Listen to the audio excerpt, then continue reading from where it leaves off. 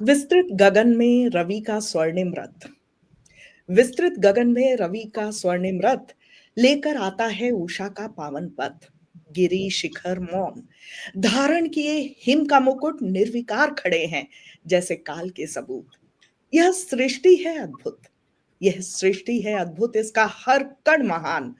प्रकृति का यह सौंदर्य ईश्वर का अनुपम वरदान। मैं रश्मि साबले आप सभी का आज एलडब्ल्यूजी के पटल से हार्दिक स्वागत करती हूँ। सभी अतिथिगणों को मेरा नमन। वो कहते हैं ना कि अगर आप ढूंढे तो भगवान भी आपको मिल जाते हैं। तो आज ईश्वर रूपी गुरु मुझे आज इस पटल पर मिल गए हैं, इसलिए इस पटल यानी कि नीलम सक्सेना पेज को भी मैं नमन करना चाहूंगी, जो कि एफबी लाइव पर है। और आज का हमारा कार्यक्रम बुक लॉन्च, पुस्तक विमोचन, जिसकी लेखिका हैं डॉक्टर अपर्णा प्रधान। तो बिना समय गवाए मैं सबसे पहले आपको और आपका परिचय करवाना चाहूंगी हमारे आज के अतिथिगण का, जिनकी वजह से आज ये कार्यक्रम काफी अच्छा होने वाला है। चाहे वो डॉक्टर सुनील देवधर जी हों, डॉक्टर रेणु मिश्रा हों, अजय सक्सेना सर हों, सुजाता जाधव जी हों, या फिर अपर्णा दी। कहते हैं ना कि जितने भी जो आज हमारे अतिथिगण हैं, वो सच्चे सपोर्टर हैं कला के, साहित्य के। तो अब हमारी जो आज की लेखिका है डॉक्टर अपर्णा प्रधान, और जिनकी पुस्तक का हम विमोचन करने वाले हैं, उनकी पुस्तक को हम अपने स्क्रीन पर दिखाकर एक बार विधिवत जो बुक लॉन्च है या जो हमारा पुस्तक विमोचन है उसका कार्यक्रम हम करें।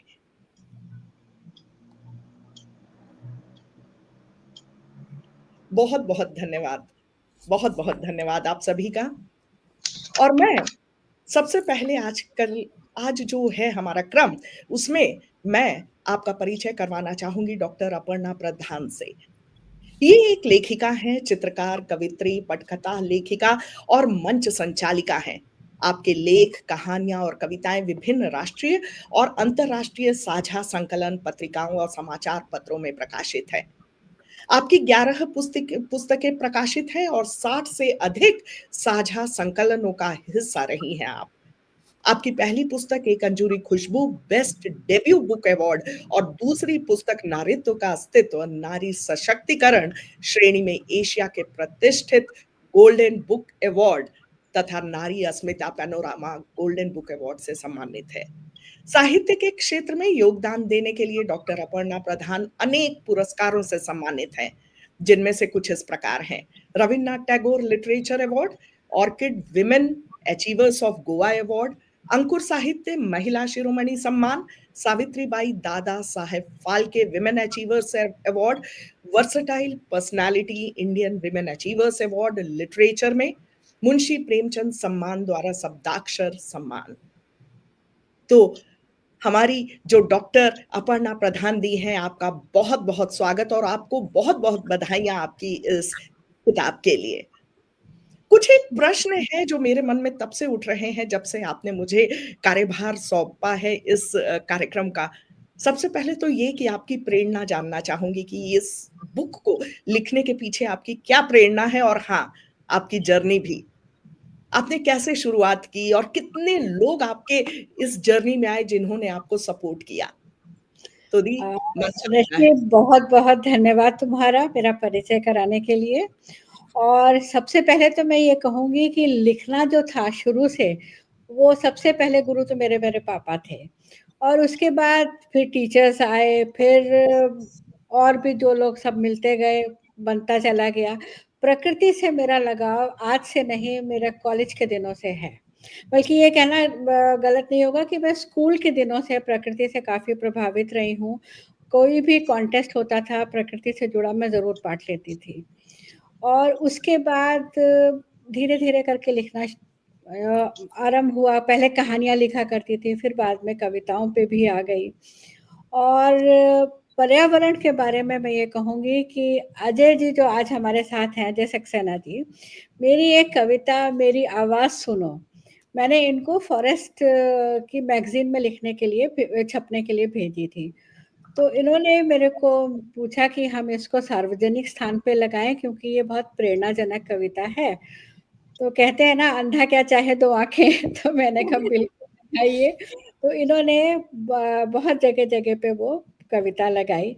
तो वो बहुत अच्छा लगा। और प्रकृति से जुड़ाव मेरा इसलिए भी है क्योंकि मैं जहाँ पे भी रही हूँ हरियाली काफ़ी रही है और साफ सफाई बहुत रही है।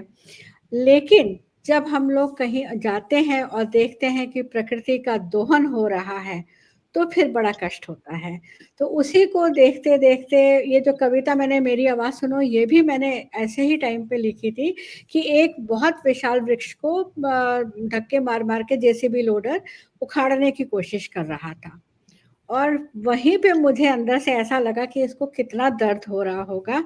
तब मैंने पेड़ की तरफ से वो कविता लिखी, मेरी आवाज़ सुनो। फिर नदी को कभी देखा कि नदी में, जैसे अभी मैंने इसमें एक कविता लिखी है जिसमें बाढ़ आई है, तो एक मैंने वीडियो देखा था, बाढ़ आई है उसके साथ में पेड़ के कटे हुए इतने, मतलब वो नदी की तरह बह रहे हैं, पानी के साथ बहे जा रहे हैं, बाढ़ आ रही है। तो उससे भी प्रेरित हुई मैं कि मतलब लिखना चाहिए कि ये क्यों हो रहा है, गलत हो रहा है। और साथ-साथ में गोवा में भी बहुत पहले 2 लेन रोड्स थी, अभी बहुत ज़्यादा वो डेवलपमेंट हुआ है, तो जगह-जगह पहाड़ों को काटा गया है। मैं जब वहाँ से निकलती हूँ किसी ऐसी जगह से, तो मुझे लगता है देखो, हम हर जगह, मतलब हम लोग अपना तो विकास कर रहे हैं, उसके चक्कर में हम प्रकृति के साथ में खिलवाड़ कर रहे हैं। तो मेरा ये जो इस किताब को लिखने का था, ये सिर्फ़ यही था ताकि मैं थोड़ी-सी जागरूकता पैदा कर सकूँ लोगों के बता के कि हम क्या कर रहे हैं, हमें नहीं करना चाहिए। और कैसे इसको सुधारा जा सकता है, उसके ऊपर भी मैंने थोड़ा-सा लिखा है उसमें। तो ये मेरी प्रेरणा रही है प्रकृति के बारे में। बहुत-बहुत धन्यवाद अपर्णा दी। और आपने अजय सर के बारे में जो बताया कि उन्होंने कोई कसर नहीं छोड़ी आपको सपोर्ट करने के लिए, और आपकी कविता को उन्होंने इतने बड़े बैनर पे वहाँ पे लगवाया।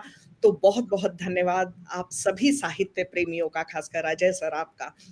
अब मैं आमंत्रित करना चाहूँगी आज हमारे जितने भी अतिथिगण हैं उन्हें एक-एक करके, ताकि वो अपनी कविताएँ पढ़ें और इस किताब के बारे में 2 शब्द कहें। सबसे उससे पहले पहले मैं उससे पहले जी, रश्मि, मैं एक कविता सुनाना चाहूँगी, जी, बिल्कुल, बिल्कुल, जो बिल्कुल, आपका मेरी पूरी स्वागत है। किताब से जुड़ी हुई है जिसमें, जी, ठीक जी, है? जी, कभी मनन करना, वाह! कभी अकेले में बैठकर सोचना, पालने से शमशान तक, घर के द्वार से शयन कक्ष तक, मेज कुर्सी से कपड़ों की अलमारी तक, किताब कॉपी के पन्नों से पेंसिल तक, चौखट से खिड़की दरवाजे तक, सब कुछ लकड़ी ही तो है। ये महज लकड़ी नहीं, प्रताड़ित निर्वासित पेड़ हैं, हम जंगल से घिरे हुए हैं। कभी सोचा तुमने, जिस बिस्तर पर चैन की नींद सोते हैं, वो और कुछ नहीं, किसी वृक्ष की देह है। वाह! जिस कुर्सी पर हम बैठते हैं, वो किसी पेड़ की कोमल शाख है, जिसे बेरहमी से काट गिराया था। वृक्ष सब कुछ चुपचाप सहते हैं, अपनी व्यथा किताबों को नहीं सुनाते, अपनी देह पर अनेकों विशाल इमारतों का बोझ सहते हैं, कभी अकेले में बैठकर मनन करना। बहुत बढ़िया। बहुत बहुत खूब जी, बहुत खूब। और धन्य इसी बात से मुझे एक बात याद आ गई कि हमारे गाँव में मेरी दादी कहा करती थी कि जो सुख ज़मीन पर सोने का है, वो इतने महँगे बिस्तरों पे सोने का नहीं। शायद उनका इशारा इसी तरफ था। बहुत खूबसूरत कविता है आपकी। धन्यवाद। अब आप, अगर आपकी इजाज़त हो, तो मैं जो हमारे आज के अतिथिगण हैं उन्हें ज़रूर आमंत्रित करना चाहूँगी, ताकि वो अपनी एक कविता पढ़ें इस किताब से और इस किताब के बारे में 2 शब्द कहें। सबसे पहले मैं आमंत्रित करूँगी डॉक्टर रेणु मिश्रा जी को। ये डॉक्टरेट हैं ऑर्गेनिक केमिस्ट्री में, लेक्चरर रह चुकी हैं, कवित्री हैं, राइटर हैं, आर्टिस्ट हैं। और अभी हाल ही में इन्होंने एक बहुत ही खूबसूरत नाटिका में भी पार्ट लिया और लखनऊ में रहती हैं और इन्होंने 10 किताबें लिखी हैं और 60 से भी ज़्यादा एंथोलॉजीज़ जो हैं, जिसमें कि काव्य समूह जो होता है किताबों का, उसमें इन्होंने भाग लिया है और अपनी कविताएँ दी हैं और इन्हें काफ़ी पुरस्कार भी मिल चुके हैं इसी साहित्यिक क्षेत्र में। आपका बहुत-बहुत स्वागत है रेणु दी। बहुत-बहुत धन्यवाद रश्मि, आप सभी को मेरा नमस्कार। सबसे पहले अपर्णा दी को ढेर सारी बधाई इस किताब के लिए। मुझे धन्यवाद। पता है कि इस किताब को लिखने में बहुत समय लगा अपर्णा दी को और बहुत दिनों से ये इसकी कविताएँ लिखी हुई थी, लेकिन इसको मूर्त रूप देने में कुछ न कुछ आ रही थी बाधाएँ। कम से कम उन बाधाओं को पार करके ये किताब हाथ में आई, इसके लिए बहुत सारी शुभकामनाएँ और बधाई। धन्यवाद। आपने बहुत अच्छा विषय चुना है, प्रकृति की पुकार कलम बनी आवाज़। प्रकृति सभी लेखकों का कवियों का एक पसंदीदा विषय रहा है हमेशा से और प्रकृति से जुड़ाव होने पर ही हमारे पास बहुत सारे विचार आते हैं, लिखने की प्रेरणा मिलती है। लेकिन आपने प्रकृति की ही आवाज़ बनना चुना, ये बहुत अच्छी बात लगी इसमें। प्रकृति की पुकार कलम बनी आवाज़, प्रकृति मूकी होती है, कहाँ कह पाती है कि मुझे प्रताड़ित मत करो, मुझे मत काटो। मैंने बहुत पहले किसी से सुना था कि अगर कोई मनुष्य बहुत पाप करता है, बहुत किसी को कष्ट देता है, तो अगले जन्म में उसको पेड़ बनता है वो। क्योंकि फिर वो अपनी रक्षा को पुकार नहीं सकता, अपनी रक्षा नहीं कर पाता, दूसरे को समर्पित हो जाता है। उसको सिर्फ़ देना है और लेना कुछ नहीं है किसी से। सही बात है। सही तो बात। और तो उसकी आवाज़ बनना और उसकी रक्षा के लिए पुकारना ये बहुत बड़ी बात है और उसके साथ खड़े होना। आपने इसमें 76 कविताएँ लिखी हुई हैं, इसका कवर पेज भी बहुत खूबसूरत है और हमेशा की तरह सरस्वती जी की वंदना से आपने कविताएँ शुरू की हैं। सभी पे लिखा है आकाश, पाताल, जल, वायु, पंच तत्व सभी को आपने समेटा है। आपने पुराणों, वेदों का भी वर्णन किया है कि किस तरीके से प्रकृति के पाँचों अंगों का हम पूजा करते थे, हमारे विधान में शामिल है।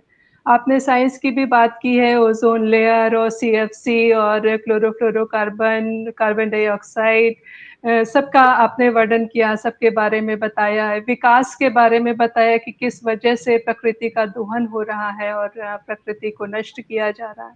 पिछली बार जब मैं गोवा गई थी तो मैंने भी देखा था कि गोवा में भी बहुत सारे फ्लाईओवर्स या सड़कें बन रही हैं और काफ़ी वहाँ पर इस वजह से पेड़ों को और प्रकृति को नष्ट किया ही जा रहा था। आप तो उसकी साक्षात वहाँ देख ही रही हैं। तो बहुत अच्छा आपको उससे प्रेरणा मिली कि नहीं हमको कुछ लिखना चाहिए और थोड़ा-सा बैलेंस बना के सरकार को भी सोचना चाहिए क्योंकि हम जब जनसंख्या इतनी बढ़ रही है तो उनको भी मुहैया कराना भी उसका काम है कि सड़कें बने, हॉस्पिटल बने, स्कूल बने, उसके लिए ज़मीन चाहिए और वो वहीं से मिलेगी, पेड़ों को काटना ही पड़ेगा। लेकिन एकदम से आपने एक अभी बताया कि नदी में बह रहे थे तने पेड़ों के, तो वो इस तरीके से बह रहे थे मतलब कि लॉजिक बहुत रूल के अनुसार कानूनन तो वो नहीं काटे गए होंगे, किसी ने यूँ ही काट के बहाए और कहीं रोक के वो निकाले जाएँगे। तो उस पे रोक लगनी चाहिए और बहुत सारी बातें हैं कहने के लिए इस किताब के बारे में तो ये अनंत है और बूँद में सागर समाया हुआ है। बहुत अच्छी कविताएँ लिखी गई हैं और इन कविताओं को पढ़कर किसी एक का भी मन बदलता है, अगर प्रकृति के प्रति वो जागरूक होता है तो इस किताब को लिखने का ये सार्थक हो जाएगा इसको लिखना और इसके लिए आपको बहुत बधाई और बहुत-बहुत धन्यवाद। आज जो मैंने कविता चुनी है पढ़ने के लिए उसका शीर्षक है धूप भी अब जलती है, जो मैं आप सबके सामने पढ़ने जा रही हूँ। धूप भी अब जलती है, कभी जो मिट्टी पर ममता लुटाती थी, प्यार से गले लगाकर लाड़ जताती थी, अब आग बनकर प्रकृति को झुलसाती है, सड़कों को सेक कर तड़पाती है। सूरज की किरणें जो मन को भाती थीं, अब जलता हुआ अभिशाप सी लगती हैं। खेतों की हरियाली को जलाती हैं, धरा के कण-कण को तपाती हैं, नदियों के जल को सुखाती हैं। पेड़ जो धूप के स्पर्श से कभी मुस्कुराते थे, धूप की मार से अब थक जाते हैं। हरे पत्ते धूप से तप कर मुरझाते हैं। फूल जो सदा खिलखिलाते थे, धूप से अब कुम्हला जाते हैं। धूप का तन भी अब जलता है, ये जलन हमारी ही देन है। आने वाले संकट का संकेत है। धूप की कहानी एक चेतावनी है। ये ग्लोबल वार्मिंग पे शायद लिखी है आपने और ये उसी का परिणाम है। बहुत अच्छी कविताएँ हैं, सभी कविताएँ एक से बढ़कर एक हैं, किसी एक को चुनना हमेशा ही मुश्किल रहा है। ये चुन लिया, ये सुनाया और बहुत-बहुत बधाई आपको अपर्णा दी और मुझे अपने इस लॉन्च में शामिल करने के लिए बहुत-बहुत धन्यवाद। बहुत-बहुत धन्यवाद रेणु। बहुत बढ़िया। बहुत ही खूबसूरत चुनाव था इस कविता का और बहुत-बहुत धन्यवाद रेणु दी आपका। अब मैं आमंत्रित करना चाहूंगी अजय सक्सेना सर को। इनका एक संक्षिप्त परिचय। ये भारतीय वन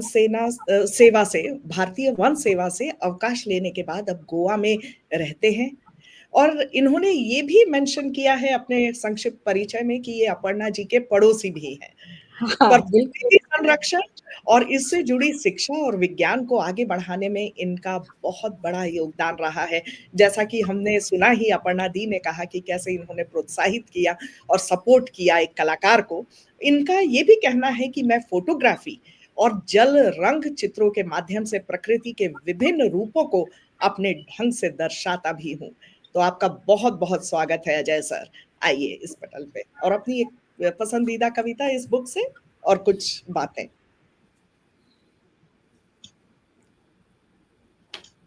स्वागत है। बहुत-बहुत धन्यवाद। मैं इस ग्रुप में अपने को थोड़ा सा अलग समझ रहा हूँ क्योंकि लिखना पढ़ना तो है लेकिन लिखना बहुत कम है। फाइलों में लिखने के अलावा ज़्यादा करा नहीं हमने और अपर्णा जी की तीसरी किताब में मैं इसमें शामिल हुआ हूँ और उसके लिए धन्यवाद। पूरी किताब जो है मुझे लगता है कि जैसे हम लोग का प्रचार कर रही है कि हम लोग कैसे प्रकृति को बचाएं और कैसे जनमानस को समझाएं। और रेणु जी ने बड़ी सुंदरता से बताया कि पूरी मतलब सिर्फ प्रकृति ही नहीं, उसमें जितने भी जुड़े हुए चीज़ें हैं जिसकी वजह से प्रकृति और हम सब इस दुनिया में रह रहे हैं, वो सब बहुत ज़रूरी है। एक दूसरे का साथ देना, एक दूसरे का बचाव भी करना। हम लोग का मकसद यही रहा है लेकिन हाँ कई बार गड़बड़ियाँ होती हैं, कई बार गलतियाँ भी होती हैं और कह नहीं सकते। जंग जारी है। हम लोग की जनसंख्या आपने जैसे मेंशन करा बहुत तेजी से बढ़ रही है। हर साल हम एक ऑस्ट्रेलिया के बराबर जोड़ देते हैं, करीब करीब 1.5-2 करोड़ व्यक्ति। उन सब का खाना पीना रहना सब चीज़ें। आज अपने ग्रैंडसन के बर्थडे के हिसाब से मैं बैंगलोर आए हुए हैं हम लोग, उसका चौथा वर्षगांठ थी। तो मैं उसको बता रहा था कि जब हमने फॉरेस्ट्री ज्वाइन करी थी तो बैंगलोर शहर कैंटोनमेंट हुआ करता था सन 84-85 की बात है। बहुत सुंदर था, लेक्स और हरा भरा। अभी तो 40 मंजिला 50 मंजिला इमारतें और ऐसा बढ़ाव है। लेकिन जो पेड़ उस जमाने में लगे थे अब वो काफी बड़े हो गए। उसकी वजह से कम आप सांस ले पा रहे हैं। इसके बावजूद भी जितनी बसें और जितनी गाड़ियां, हम लोगों का जनसंख्या, तो इससे एक बराबरी की वो नहीं है। हम लोग कुछ ज़्यादा ही आगे निकल गए हैं और इस तरीके की संरचनाएं और इस तरीके के प्रयोग लेखन में या चित्रकारी में या फोटोग्राफी में हम लोगों की मदद ही करेंगे। और ये पहली कविता का जो आपने जिक्र करा, वो आपने जो अपने मन की बात करी, लेकिन हमारे लिए वो कर्म की बात होती थी, इसलिए मैंने उसको दिखाने की कोशिश करी। लोग पढ़ें उसको कम से कम। और इस किताब का चित्र, प्रमुख चित्र भी बड़ा खूबसूरत है। ये बहुत अच्छी चित्रकारी लिखने से पहले चित्रकारिता ज़्यादा बड़ी चीज़ थी कि जो पहली बार मैं मिला, इनकी एग्जीबिशन में ही मिला था मैं कलाकार गोवा जब मैं था। तो सब पढ़ने के बाद मैंने एक छोटी सी कविता चुनी है और जो सार है, रेणु जी ने भी बड़े सही ढंग से इसको सारी कविताओं के बारे में बताया कि उनको में से चुनना बड़ा मुश्किल काम था। तो किताब का जो इसका जो शीर्षक है उसी पे आधारित ये कविता भी है। प्रकृति की मौन पुकार। पुकार नहीं, ये मौन पुकार है। मतलब आपने कहा कि बोल नहीं सकते पेड़, नहीं, वृक्ष बोलते हैं। हम लोग काटते थे पेड़, क्योंकि जिस टेबल पे मैं बैठा हूँ वो भी पाइनवुड की है, मेरे लड़के ने खरीदी है, कैनेडियन पाइनवुड है, यहाँ पे नहीं कटी है। लेकिन जब पेड़ गिरता है, जब कट रहा होता है, तो उसमें जो आवाज़ आती है वो समझी जा सकती है कि एक मरते हुए व्यक्ति की जैसी आवाज़ निकालता है, पेड़ भी निकालता है। और सुनते नहीं हम लोग, वो तो खैर हम लोग अपनी आवाज़ भी नहीं शायद सुन रहे हैं आजकल। सही बात है। सही सही सब पढ़ने के बाद, और मेरे ख्याल से ये कविता एक तरीके से इसका सब चीज़ों को अपने में समेट ले रही है। जो भी आप कह सारी इस पूरी किताब की 100 से ज़्यादा कविताओं में मैं पढ़ना की इजाज़त मांगूंगा। प्रकृति की मौन पुकार, कलम बनी आवाज़, कुछ कहती नहीं अब वो, फिर भी बहुत कुछ सुनाई देता है। पत्तों की चुप्पी से, हवा की बोझिल सांसों में, पर्वत के आंसुओं में। गूंजती थी कभी झरनों में हंसी, अब एक एक बूंद करहाती है। जो कभी अविरल बहती थी अब रेंगती है। उसमें अब जीवन नहीं बहता, बहते हैं कचरे के ढेर, प्लास्टिक के बैग, जहरीले पदार्थ। गूंजती थी कभी अंबर के नीचे पंछियों की सुरीली आवाज, पक्षियों का वह नीला नभ अब कहाँ, धुएं से ढका है उनका जहां। बहुत सुंदर। प्रकृति कुछ नहीं कहती, लेकिन हर टूटी शाख में, हर उजड़े पेड़ में, जले जंगल में, बंजर धरती में उसकी मौन पुकार गूंजती है, पन्नों पर सिसकियां भरती। तो जो है वो एकदम सजीव कर दिया इस कविता में, और मुझे बहुत अच्छी लगी, इसलिए मैंने इसको चुना। धन्यवाद, बहुत बहुत धन्यवाद आपका। बहुत बहुत धन्यवाद सर, बहुत बहुत धन्यवाद।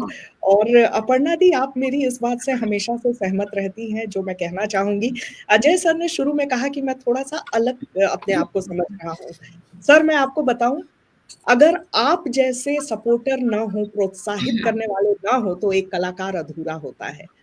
वैसे ही आज हमारे बीच खूब सारे ऐसे सपोर्टर्स हैं, साहित्य प्रेमी हैं, जिनके कमेंट्स आ रहे हैं। मनीष सक्सेना है, अनूप जालान जी हैं, नीलम दी हैं, फिर सुनील जोशी जी हैं, सब कांग्रेचुलेशंस कर रहे हैं, शुभकामनाएं दे रहे हैं दी आपको, आपके इस पुस्तक विमोचन के लिए। बहुत बहुत धन्यवाद, सबको बहुत बहुत धन्यवाद। निवेदिता दी है, निवेदिता रॉय हैं, मणि सक्सेना शुरू से जुड़ी हुई हैं और आपको बहुत बहुत बधाइयां दे रही हैं। अब मैं आगे कार्यक्रम को बढ़ाते हुए आमंत्रित करना चाहूंगी डॉक्टर सुजाता जाधव जी को। इनका एक संक्षिप्त परिचय। साहित्य के लिए एक उत्साही समर्थक हैं ये। डॉक्टर जाधव एनसीपीए में पेज टू स्टेज की क्यूरेटर हैं। ये पेज टू स्टेज एक ऐसी पहल है जो लेखकों और कवियों को किताबों के पन्नों से निकालकर जीवंत इंटरैक्टिव प्रस्तुतियों के मंच पर लाती है। यह पहल छुपी हुई जितनी भी साहित्यिक प्रतिभाएं हैं, इन प्रतिभाओं को आवाज देती हैं और दर्शकों को सार्थक तरीकों से जोड़ती हैं। कला और संस्कृति में उनके योगदान के लिए मैं डॉक्टर जाधव की बात कर रही हूँ। विशेष रूप से विश्व प्रसिद्ध संस्थान एनसीपीए में लेखकों और कवियों को मंच प्रदान करने के लिए उन्हें महाराष्ट्र भूषण, राष्ट्र माता जिजाऊ पुरस्कार 2025 से सम्मानित किया गया है। तो आपका बहुत बहुत स्वागत है डॉक्टर सुजाता जाधव। धन्यवाद Rashmi ma'am, thank you so much. और सभी डिग्निटरीज को मेरा नमस्कार। और अपर्णा मैम, आपको बहुत बहुत बधाई, कॉन्ग्रेचुलेशंस। धन्यवाद। आपने इस आपके लिटरेरी वॉरियर ग्रुप में शामिल किया, इसलिए मैं सभी LWG मेंबर्स को भी मैं धन्यवाद देना चाहूंगी। और special thanks to Neelam ma'am of course. और मैं आप जैसे काफी क्या बोलते हैं, I am not an expert but still I will try my best.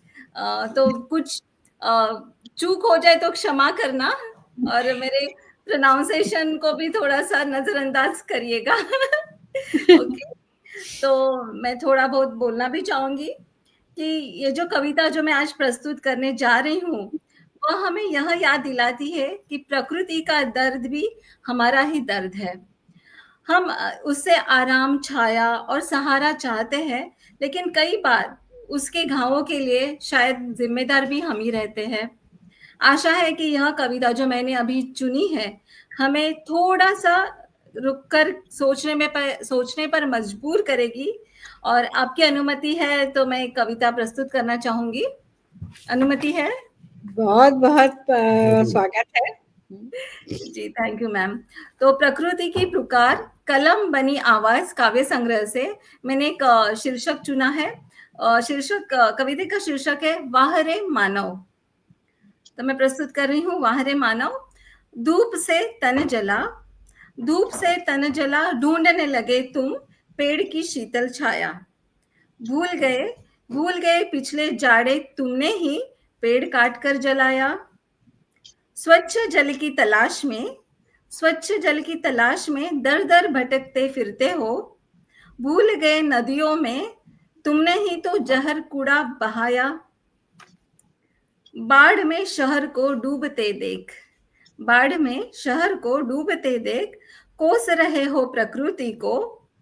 तुमने ही तो पहाड़ निगल धरती का संतुलन हिलाया। परिवार पर हम सभी अपने परिवार के लिए कितना सोचते हैं, मगर हम प्रकृति के लिए नहीं सोच पा रहे। मेरा बना अपर्णा मैम? तो अपर्णा मैम आती है, परिवार पर जरा सी भी आँच आ जाए तो भड़क उठते हैं। It's very natural tendency, but हम लोग ये भूल जाते हैं कि भूल गए धरती माँ का दुख जब पेड़ों को मार गिराया। My God, it's so sentimental. जब मैंने पहली बार जब ये कविता पढ़ी तो आई फेल्ट वेरी इमोशनल कि मैम ने कितना ये संवेदनशील और इतना अर्थपूर्ण तरीके से ये कविता लिखी। She imagine herself as a पेड़, बराबर ना मैम? आपने खुद ही आप उसमें एकदम चली गई, आपने खुद को ढाल दिया वो पेड़ की अवस्था में, और आपने ये कविता रची है। तो बहुत ही बढ़िया कविता। तो मैं फिर से एक बार आप सभी का धन्यवाद करना चाहती हूँ। और ये कविता पढ़ते हुए फिर से महसूस हुआ कि प्रकृति हमें कितना कुछ सिखाती है, और सिर्फ मतलब रुककर सुनने की जरूरत है हमें कि इसकी पुकार जो है प्रकृति की, हमें सच में एक थोड़ा सा थम कर हमें समझने की जरूरत है। और मैं अपर्णा मैम को और उनकी अत्यंत संवेदनशील और अर्थपूर्ण रचना के लिए हार्दिक बधाई देती हूँ। साथ ही सभी माननीय अतिथियों और आयोजकों का और इस सुंदर साहित्यिक मंच के लिए आयोजक टीम का भी हृदय से आभार प्रदर्शित करना चाहती हूँ। धन्यवाद सुजाता जी आपका, आपने समय निकाला और कविता बहुत खूबसूरती से पढ़ी आपने जी। और थैंक यू सो मच। और एनसीपीए राष्ट्रीय संगीत नाट्य केंद्र की तरफ से भी आप सबको बधाई और धन्यवाद भी जी। Thank you. बहुत बहुत धन्यवाद। आप आई और इतनी खूबसूरती से आपने कविता भी पढ़ी और उसकी बारे में भी कहा, तो बहुत बहुत धन्यवाद आपका। अब मैं आमंत्रित करना चाहूंगी हमारे अगले अतिथि डॉक्टर सुनील देवधर जी को। इनका संक्षिप्त परिचय। डॉक्टर सुनील देवधर एक और जहां कविता, गीत, लेख, समीक्षा, संपादन, रूपांतर, अनुवाद आदि साहित्यिक रचना धर्मिता से संपन्न है, वहीं दूसरी ओर प्रसारण के क्षेत्र में भी अपनी लेखनी, खूबसूरत आवाज और कल्पनाशीलता को एक साथ साधते हुए न सिर्फ नए प्रयोग किए हैं इन्होंने, बल्कि इन विधाओं को लिखी कागज कोरे, मोहन से महात्मा, संवादों में के आईने में बड़े अनमोल गीतों के बोल, वाणी संचार, रेडियो प्रसारण जैसी कुछ पुस्तकों के माध्यम से उन्हें सहेजने का भी महत्वपूर्ण कार्य किया है। माफ कीजिएगा। रेडियो प्रसारण के क्षेत्र में एक कंप्लीट ब्रॉडकास्टर के रूप में उनकी पहचान है। माझा प्रवास, कथा स्रोची, नाटक पाहिजे जातीचे, काव्य संग्रह निद्रानाश, मराठी के 25 कवियों की रचनाओं का हिंदी अनुवाद कविता के साए में शब्द भी इन्होंने किया है। और अगर मैं इनके पुरस्कारों की बात करूं तो सिर्फ इतना ही कह सकूंगी कि कोई ऐसा पुरस्कार नहीं है साहित्य का जो इन्हें नहीं मिला है। इसकी लिस्ट बहुत लंबी है, तो बस कुछ चुनिंदा जो है वो इस तरीके से है।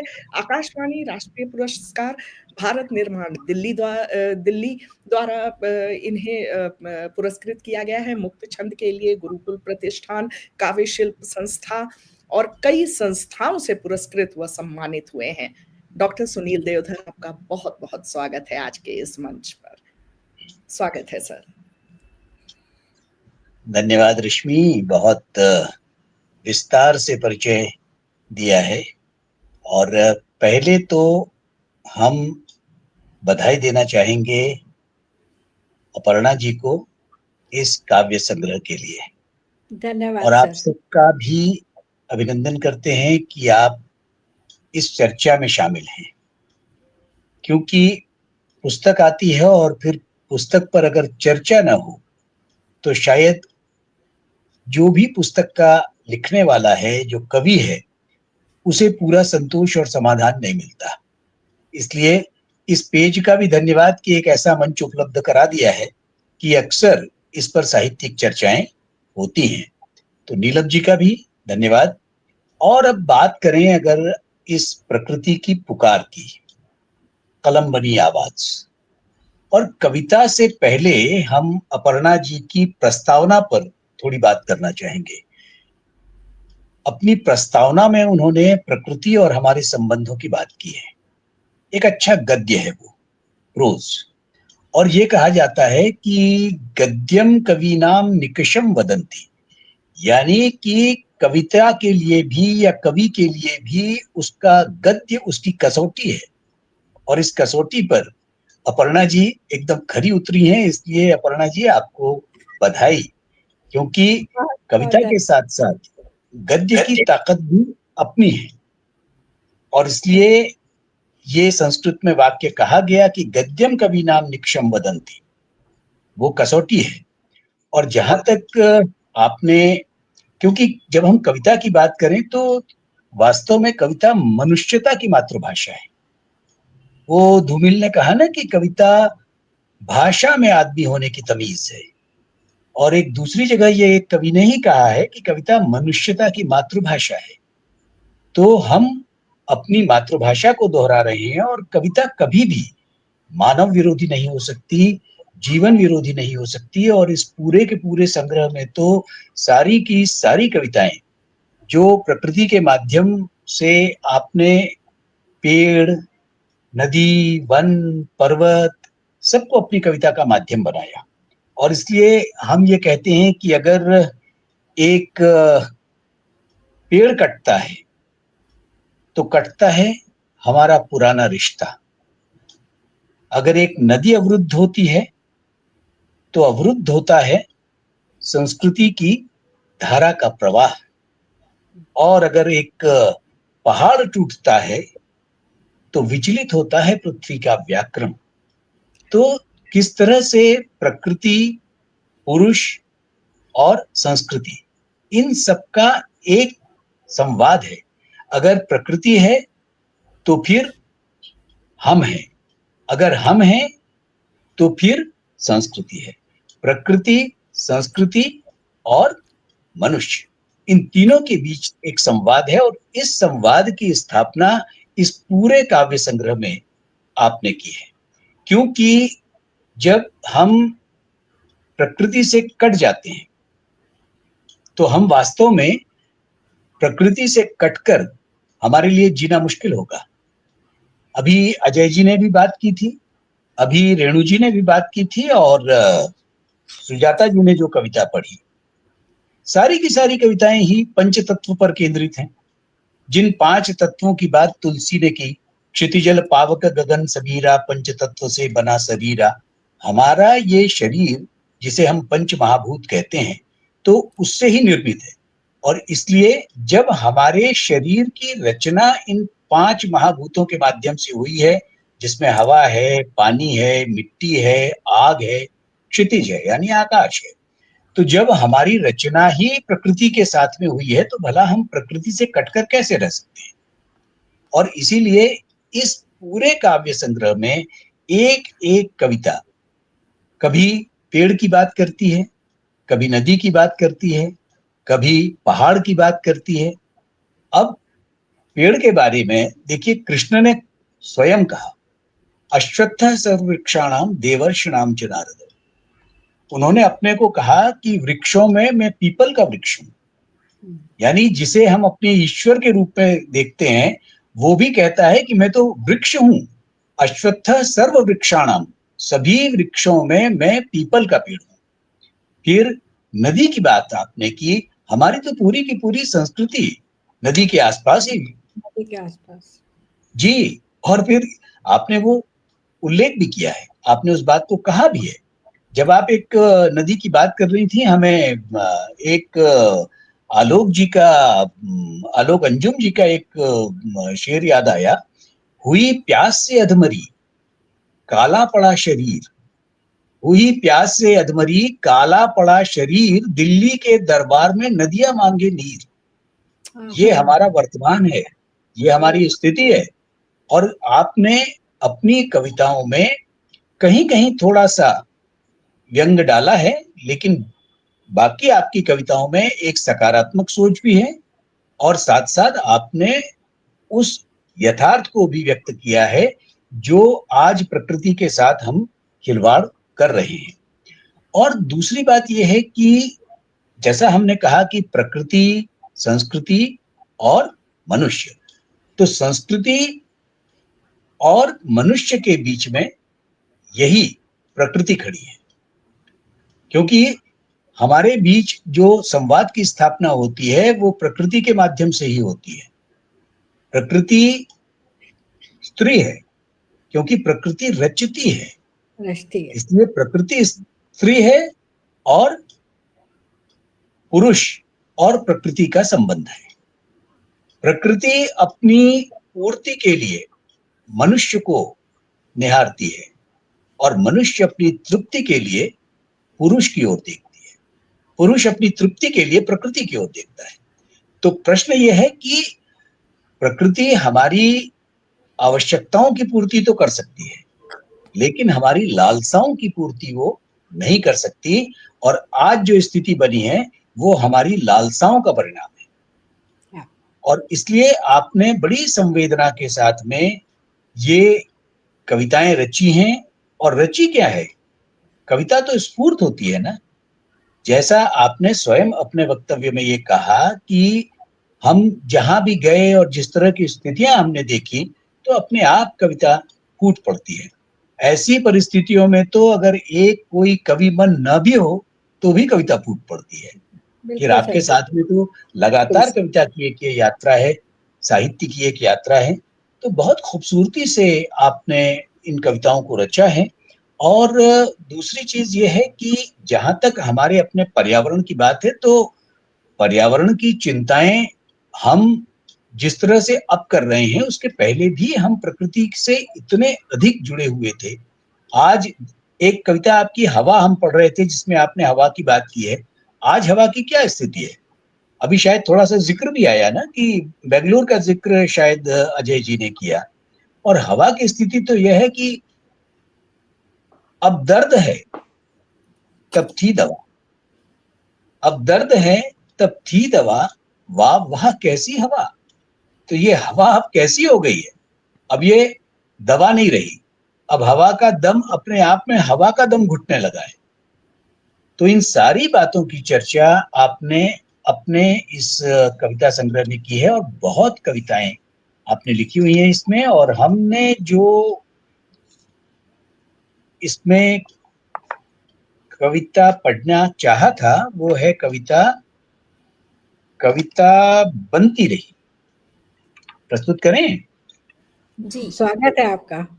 जी, कविता बनती रही, ये पेज 127 पर आपने कविता लिखी है। और इसके अलावा पूरी किताब को जब हम पलट रहे थे तो आपने जनसंख्या जल संरक्षण के उपायों की भी चर्चा की है और आपने दूसरे लेख में प्रदूषण निवारण के उपायों की भी चर्चा की है। ये 2 छोटे-छोटे लेख भी आपने उसमें लिखे हैं, तो जो बात हमने शुरुआत में की आपने उसकी पुष्टि कर दी है। गद्य भी है और कविता भी है, तो आपने इस कसौटी पर दोनों बातें रखी हैं। तो ये आपकी जो कविता है, कविता बनती रही, प्रस्तुत करते हैं। कविता बनती रही कभी पेड़ों पर, कभी हरियाली पर। कविता बनती रही कभी पेड़ों पर, कभी हरियाली पर, कभी उन पंछियों पर जिनके नन्हे-नन्हे सपने पेड़ पर बने नीड़ में पलते रहे। नन्हे-नन्हे सपने पेड़ पर बने नीड़ में पलते रहे, शब्दों की माला में हम पिरोते रहे हरा-भरा जंगल। बहुत बढ़िया कटाक्ष है। शब्दों की माला में हम पिरोते रहे हरा-भरा जंगल, नीम की छाँव, पत्तों की सरसराहट, हमने नगमों में बांध ली कोयल की कूक, पपीहे की पुकार। क्योंकि वास्तव में ये नहीं है, आपने जिस तरह से इसका वर्णन किया है, शब्दों की माला में हम पिरोते रहे हरा भरा जंगल, नीम की छाँव, पत्तों की सरसराहट, हमने नगमों में बांध ली कोयल की कूक, पपीहे की पुकार, लेकिन उस बीच जंगल कटते रहे। कविता तो लिखी गई पर कुल्हाड़ी चलती रही। लेकिन इस बीच जंगल कटते रहे, कविता तो लिखी गई पर कुल्हाड़ी चलती रही। हम लिखते रहे प्रकृति माँ है, हम लिखते रहे प्रकृति माँ है, पर माँ की कोख उजाड़ते रहे। हमने गाया हरी भरी वसुंधरा पे नीला नीला ये गगन। ये बहुत खूबसूरत फिल्मी गीत है और पूरी प्रकृति का वर्णन इस फिल्मी गीत में है। बहुत अच्छा आपने वहां से वो लाइन उठाई, हरी भरी वसुंधरा पे नीला नीला ये गगन। हरियाली अमूल्य है, किंतु बहुमूल्य वस्तुओं के लिए धरती को निचोड़ते रहे। पेड़ लगाओ धरती बचाओ कविता पर कवि सम्मेलनों में तालियां गूंजती रही। पेड़ लगाओ धरती बचाओ कविता पर कवि सम्मेलनों में तालियां गूंजती रहीं और बाहर कंक्रीट की पार्किंग में श्रोताओं की गाड़ियां खड़ी मिली। श्रोताओं की गाड़ियां खड़ी मिली। कविता बनती रही, जंगल कटते रहे और हम संवेदनशील कहलाते रहे। कविता बनती रही, जंगल कटते रहे और हम संवेदनशील कहलाते रहे। अब हमें कविता को कर्म बनाना होगा। बहुत सुंदर बात। अब हमें कविता को कर्म बनाना होगा, शब्दों को मिट्टी में बदलकर एक बीज बोना होगा। अभी न जागे हम मगर एक दिन ये पंक्तियां इतिहास बनेंगी। कविता बनती रही, जंगल किताबों में उगने लगे। कविता बनती रही, जंगल किताबों में उगने लगे। अब बात बिल्कुल सही है कि जंगल कटते जा रहे हैं और किताबों में जरूर हम पर्यावरण की भी बात कर रहे हैं, जंगलों की भी बात कर रहे हैं। एक आकलन के अनुसार हमारी पृथ्वी पर 33% वनाच्छादित भाग होना चाहिए, 33%। सरकारी आंकड़ों में हमारा 21% है, लेकिन सच तो यह है कि शायद हम 17% भी नहीं है। तो जो स्थितियां, बात हम बहुत कर रहे हैं पर्यावरण की भी, लेकिन जो स्थितियां हैं उनका बहुत सी कविताओं में जिक्र है। बहुत खूबसूरती से आपने इन कविताओं की रचना की है। एक बात शायद हमने कहीं देखी थी और उसका जिक्र भी किया है। हाँ, अब कल कल बहती नदियां होती है। यहाँ एक बड़ा सकारात्मक सोच आपने दिया है कि कल कल बहती नदियां, तो फिर वो बहती रहती है। उसने नदिया के रूप में आपने कहा है कि नहीं हम बहते रहेंगे, हम सूखेंगे नहीं। तो कहीं ना कहीं आप ये अविरल बहती धारा, इस तरह की भी कुछ रचनाएं हैं जिनमें एक सकारात्मक सोच था। पानी भी अब डरता है, एक ये भी उसमें कविता है। तो जिस तरह से आप इन कविताओं के साथ में पर्यावरण के साथ में जुड़ी हैं, प्रकृति के साथ में जुड़ी हैं, संवेदनाओं के साथ में जिन बातों का आपने जिक्र किया है, बहुत खूबसूरत ढंग से कविताओं को पिरोया है शब्दों के साथ में। क्योंकि इसमें कोई संदेह नहीं कि कविता में शब्द होते हैं, लेकिन हर कविता में कहाँ होते हैं शब्द, या हर शब्दों में कहाँ बनती है कविता। दोनों बातें हैं। तो शब्द हो सकते हैं, लेकिन जरूरी नहीं कि वो कविता के रूप में उस तरह से ढलें। आपका शब्द चयन भी और विषय चयन भी दोनों के लिए हम आपका अभिनंदन करते हैं। बहुत खूबसूरत आपका ये काव्य संग्रह है। लगातार आपकी रचना धर्मिता बनी रहे, हम बधाई देते हैं, और ये शुभकामना भी कि आपकी कलम लगातार चलती रहे। आपने लिखा ही है, कलम बनी आवाज। धन्यवाद। बहुत बहुत धन्यवाद इतनी बढ़िया समीक्षा करने के लिए। मतलब मेरा जो लिखना था वो एक सार्थक हो गया, आप सबने इतना अच्छा बोला। और अब मैं रिक्वेस्ट करूंगी रश्मि साबले से कि वो इस पुस्तक के बारे में कुछ अपने विचार रखें। उससे पहले इनका छोटा सा परिचय बताना चाहूंगी कि ये इलेक्ट्रिकल इंजीनियर हैं, लेकिन और इन्होंने महिंद्रास में काम किया, लेकिन इनका पैशन जो था वो थिएटर था। उसकी वजह से इन्होंने वो छोड़कर थिएटर की ओर अपना रुझान आगे बढ़ाया। स्कूल कॉलेज डेज से इनको इस चीज़ में बहुत ज़्यादा रुचि रही है, और इन्होंने कुछ काम भी थिएटर वर्ल्ड में बहुत अच्छे अच्छे काम किए हैं। प्रेमचंद और रविन्द्रनाथ टैगोर के बारे में भी, उनके भी कामों को नाटक के फॉर्म में दिखाया है। और इन्होंने प्रोडक्शन भी करी है, जैसे मेरे साहिर और अमृता, गुंटो और औरत।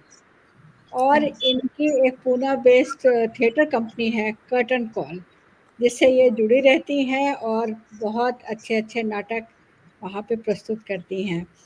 तो बहुत बहुत धन्यवाद रश्मि तुम्हारा, इतने अच्छी तरह से मेरी बुक के विमोचन करने के लिए। और उससे पहले अब तुम्हारे कुछ हम विचार जानना चाहेंगे इस पुस्तक के बारे में। दी, कहते हैं ना कि मैंने पहले ही कहा था कि आप सभी मेरे गुरु हैं, तो बहुत ही छोटी सी बात मैं कहना चाहूंगी कि आपने मेरे नाटकों के बारे में कहा, तो आपने ये नहीं बताया कि अभी मैं आपकी कहानियों पर ही नाटिकाएं कर रही हूँ, जिसका हिस्सा आप भी हैं, रेणु दी भी हैं।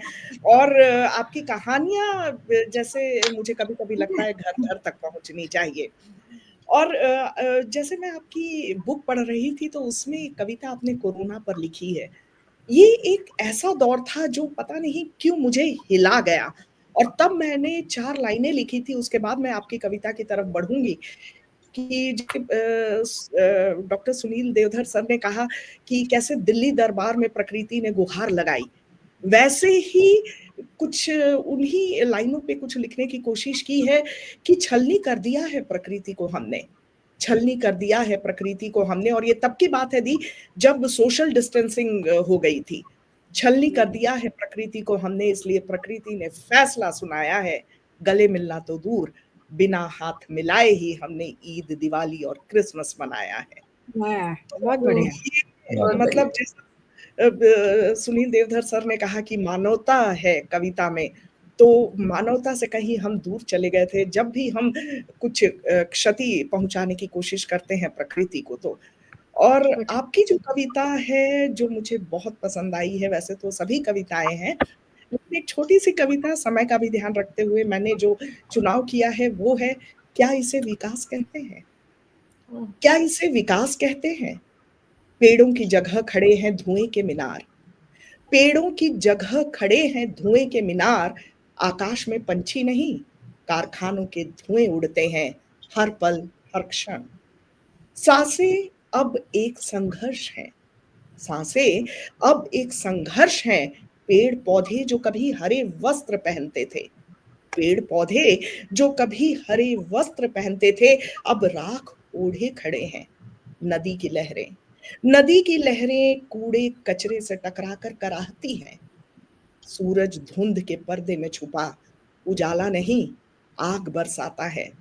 कहते हैं हम विकास की कहते हैं हम विकास की राह पर अग्रसर हैं, लेकिन हर विकास के नीचे दबा हुआ एक पेड़, एक नदी, एक पक्षी, एक पहाड़, एक कविता, क्या इसे ही विकास कहते हैं?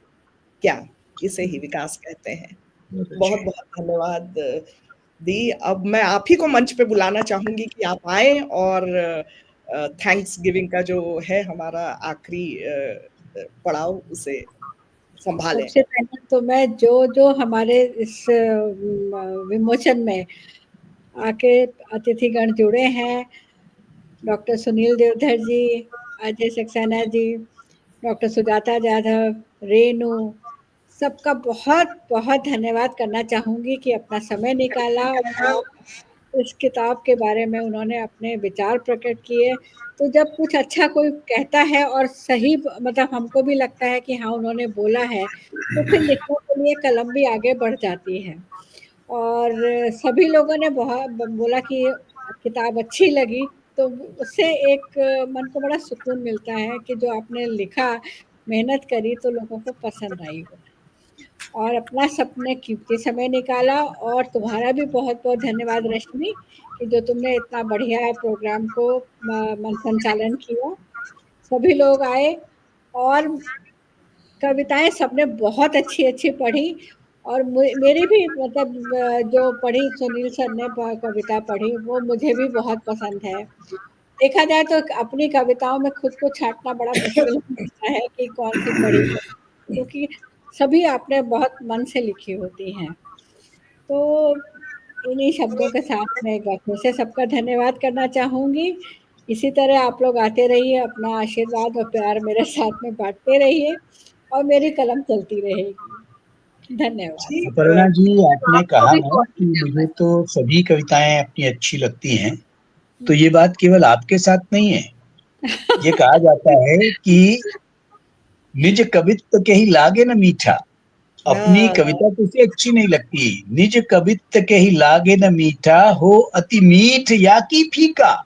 तो अगर कोई कविता फीकी भी हुई तो कवि को अपनी कविता फीकी नहीं लगती। नहीं सबको आपको अपनी कविता लेकिन बहुत अच्छी लगती नहीं, है। लेकिन आपको मैं एक बात बताऊँ, ये किताब काफ़ी अरसे पहले मैंने पूरी असेंबल कर ली थी, लेकिन एक अंदर से सैटिस्फैक्शन नहीं थी, तो मैं बहुत पोएम्स मैंने रिविजिट करी, फिर वो उनको मेहनत लिखा। दिखती है।